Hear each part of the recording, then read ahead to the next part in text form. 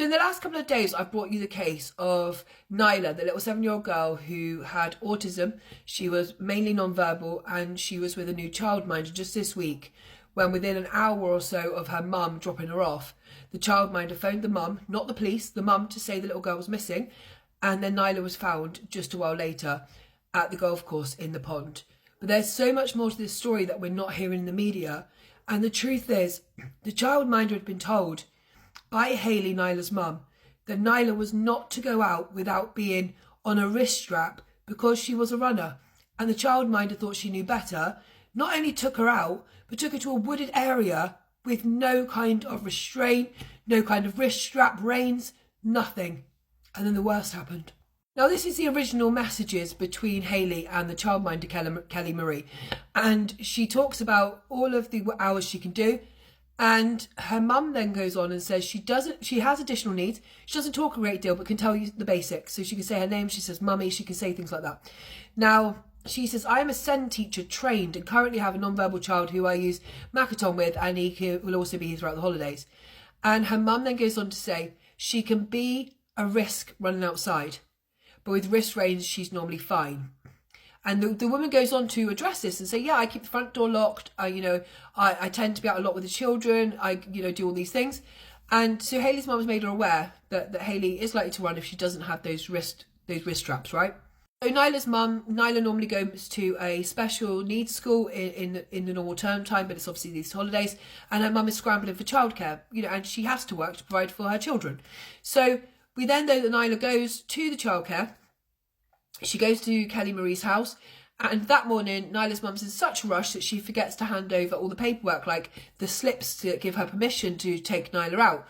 So regardless of not even having these, not having any of the legal paperwork in place, Kelly Marie then decides to take her out anyway. When it's not on really Nyla's mum to make sure that happens, it's on the childminder to legally make sure she's within the law when taking these children out. Then she takes multiple children to the woods, 2 with SEND issues, a newborn baby and a possible 4th child, takes them to the woods and decides that she knows better than Nyla's parents and decides to just let her off. Like, just let her off on her own in the woods. And you can see from this picture, she's away from her at the time. And then even when Nyla goes missing, she doesn't act appropriately. She doesn't call the police straight away. She starts trying to phone the parents instead, who can't do anything. They're at work. And even after the police get there, it doesn't seem that the whole truth's being told. So the childminder says that they are in a park in the orange circle when Nyla goes missing, but yet Nyla's found in the red circle in the pond. So it's much more likely they're actually still in the wooded area because they didn't have enough time to complete the walk and get to the park anyway. So nothing makes sense. And then the worst is to come. Not only does she refuse to give the family back their £160 that they paid for 3-day childcare, despite the fact she had her about an hour before Nyla died, but then she goes on to social media and says, everyone knew I was in an outdoor setting.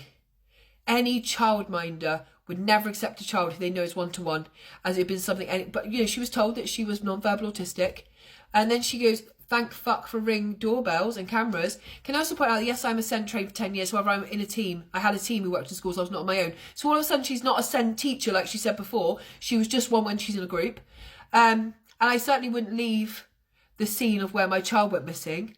And she starts going for the parents. Oh. And she's going to use their £160 to go abroad next week. So this is heartless, Kelly. And in my opinion, if you are not following the laws put in place to look after children, you should have your licence revoked and you shouldn't be working with other children. Plus, give the family back their money. The life of their child has already been gone. What more are you going to take from them?